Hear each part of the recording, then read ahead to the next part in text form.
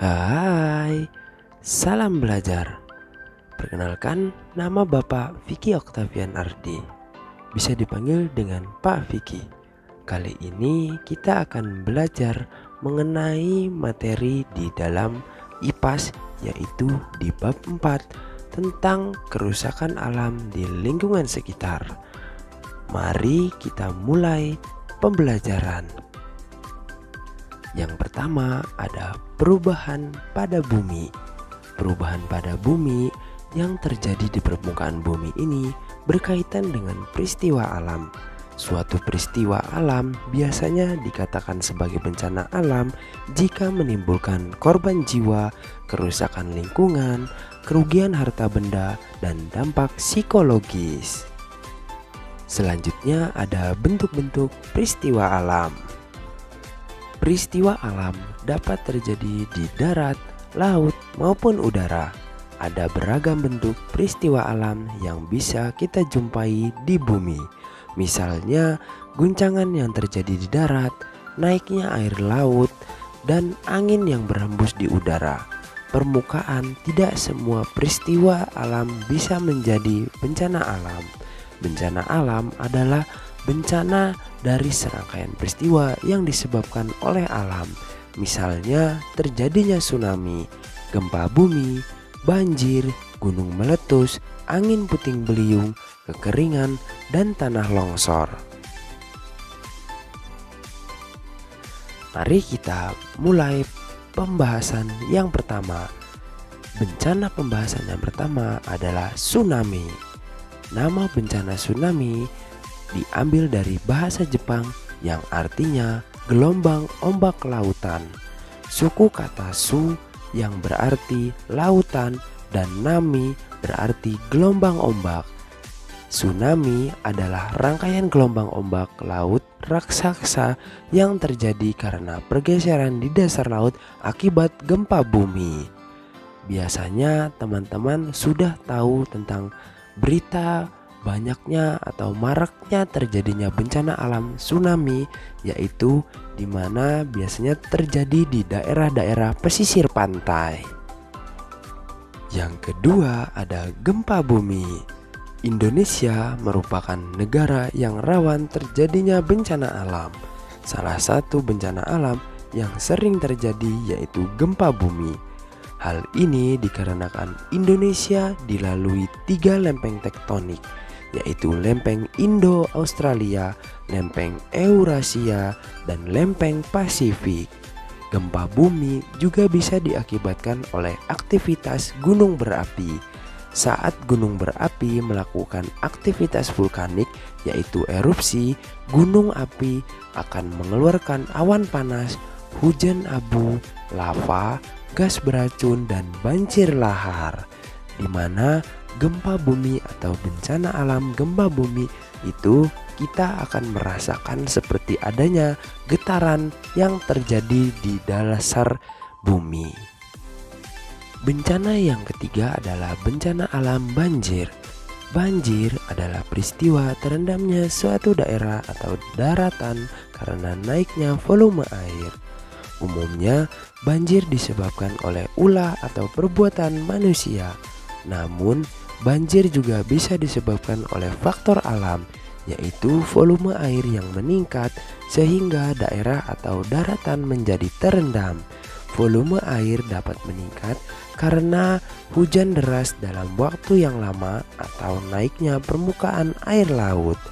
Biasanya banjir ini sering kali terjadi di tempat-tempat daerah yang daratannya menjadi rendah atau akibat ulah perbuatan manusia yang menggunakan lahan, sehingga terjadinya banjir yang tidak bisa ditalangi oleh tumbuh-tumbuhan yang terdapat di daerah hutan. Bencana alam yang keempat adalah gunung meletus. Letusan gunung berapi adalah bagian dari aktivitas vulkanik yang juga dikenal sebagai erupsi. Letusan gunung berapi terjadi karena adanya endapan lelehan batuan pada perut bumi yang didorong keluar oleh gas yang memiliki tekanan tinggi. Bencana alam berupa letusan gunung api dapat menimbulkan sejumlah bahaya seperti awan panas, hujan abu lebat, gas beracun, lontaran material atau pijar, gas beracun, lava, tsunami, serta banjir lahar. Bencana alam yang kelima yaitu adalah angin puting beliung. Angin puting beliung adalah angin kencang yang datang dengan tiba-tiba, terdapat pusat dan gerakannya melingkar seperti spiral dengan kecepatan 40 hingga 50 km per jam. Angin puting beliung terjadi hingga menyentuh permukaan bumi dan akan hilang dalam waktu singkat, kira-kira 3-5 menit. Angin puting beliung biasanya juga akan mengambil atau menyedot segala apapun yang ia lewati di sekitarnya. Bencana yang selanjutnya adalah bencana kekeringan. Bencana kekeringan adalah keadaan di mana jumlah ketersediaan air jauh di bawah yang dibutuhkan untuk hidup, bertani, dan kegiatan lingkungan maupun ekonomi. Sementara itu, kekeringan di bidang pertanian adalah kekeringan yang terjadi di lahan pertanian, di mana ada tanaman yang sedang dibudidayakan.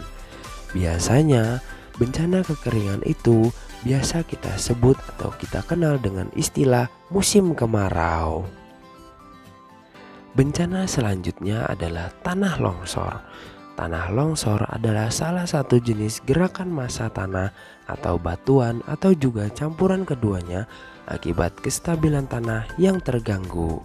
Tanah longsor diakibatkan oleh adanya gerakan massa tanah atau batuan menuruni atau keluar lereng akibat tanah atau batuan penyusul lereng tidak stabil. Tanah longsor juga biasanya terjadi akibat ulah perbuatan manusia yang tidak bertanggung jawab atas pengrusakan alam. Seperti contohnya adalah penggundulan hutan yang dimana biasanya ingin membuka lahan dengan cara menggundulkan hutan tersebut, sehingga bukit-bukit yang awalnya dapat menahan air menjadi tidak dapat lagi menahan derasnya air yang terdapat di daerah lereng atau bukit, dan pada akhirnya terjadilah bencana tanah longsor.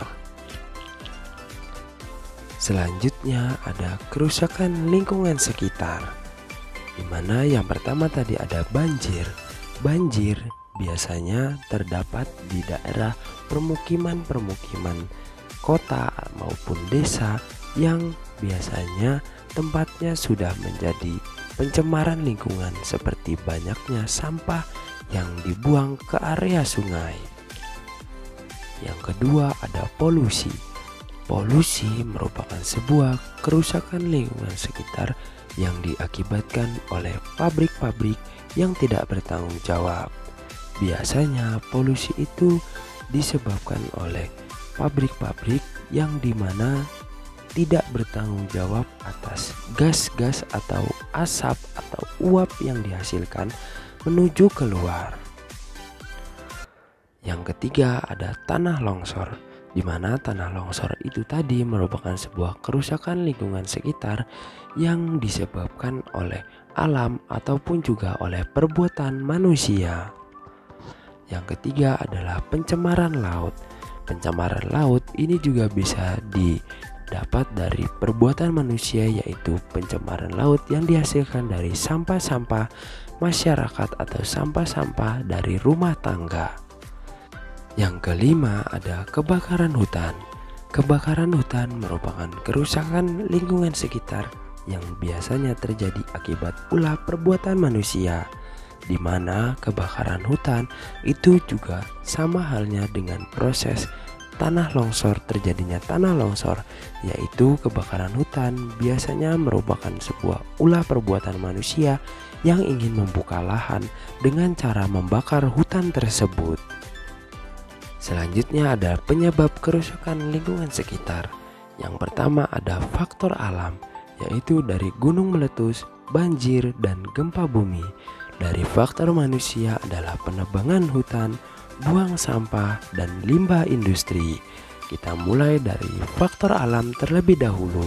Yang pertama ada gunung meletus. Gunung meletus saat meletus akan mengeluarkan abu vulkanik, lahar, lava, uap panas, dan material lainnya yang dapat merusak lingkungan. Akibat yang ditimbulkan dari letusan gunung berapi antara lain adalah gangguan pernapasan, gas beracun, kerusakan lingkungan, bahkan dapat mematikan lingkungan sekitar. Keuntungan yang dapat diperoleh dari adanya letusan gunung adalah daerah yang terdampak letusan akan menjadi subur. Selanjutnya kita beralih ke penyebab kerusakan lingkungan dari faktor alam banjir. Bencana banjir bukan hanya ulah manusia. Bencana banjir juga dapat disebabkan oleh faktor alam seperti curah hujan tinggi secara terus-menerus.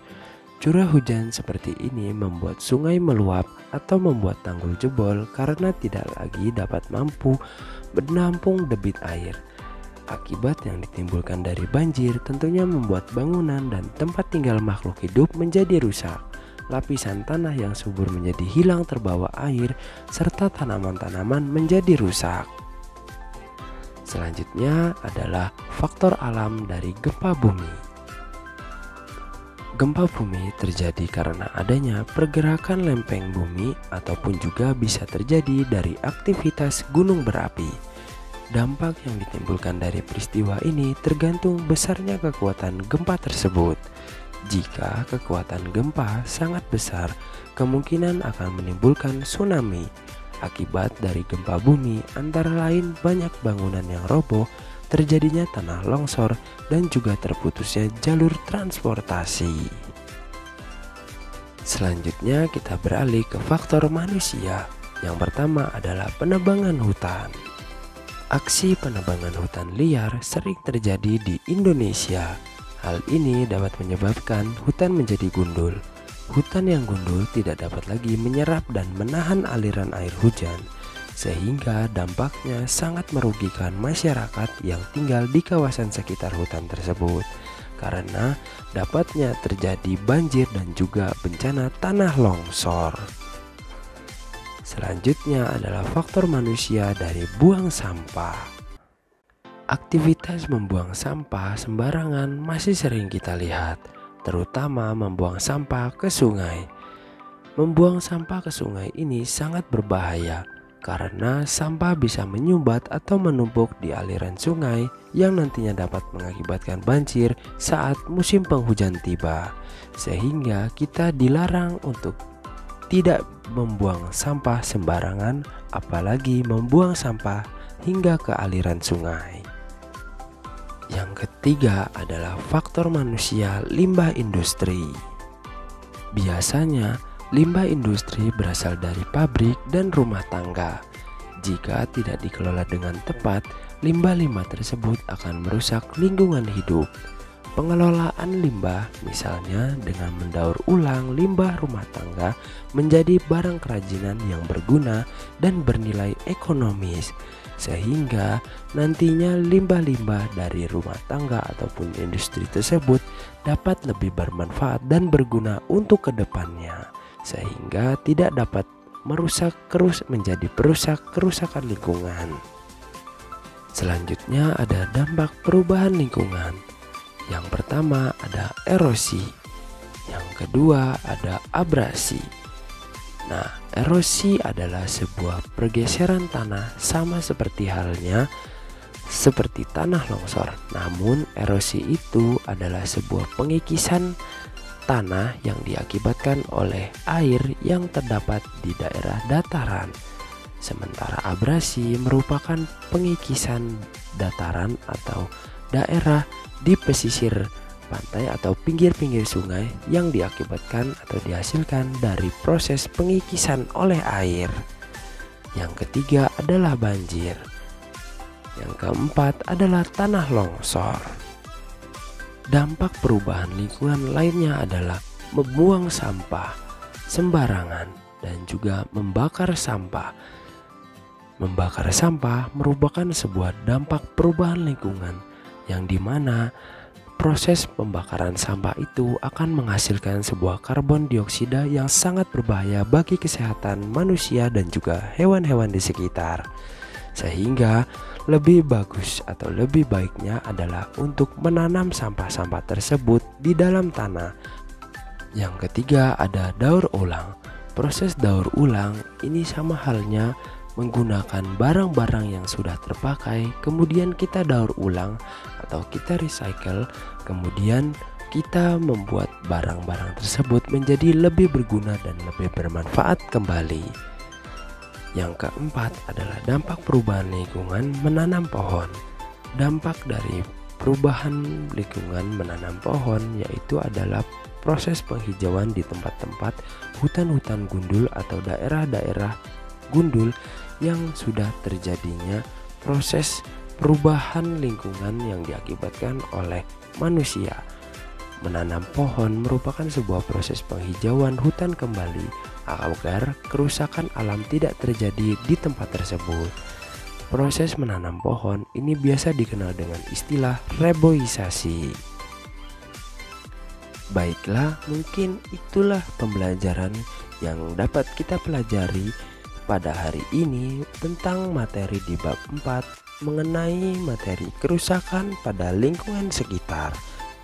Jika penjelasannya kurang jelas, silakan diputar kembali video pembelajaran ini dan belajar sekali lagi. Mungkin itu saja yang bisa kita pelajari pada hari ini. Kurang lebihnya Bapak Vicky mohon maaf. Pak Vicky akhiri. Wabillahi taufiq walhidayah. Wassalamualaikum warahmatullahi wabarakatuh.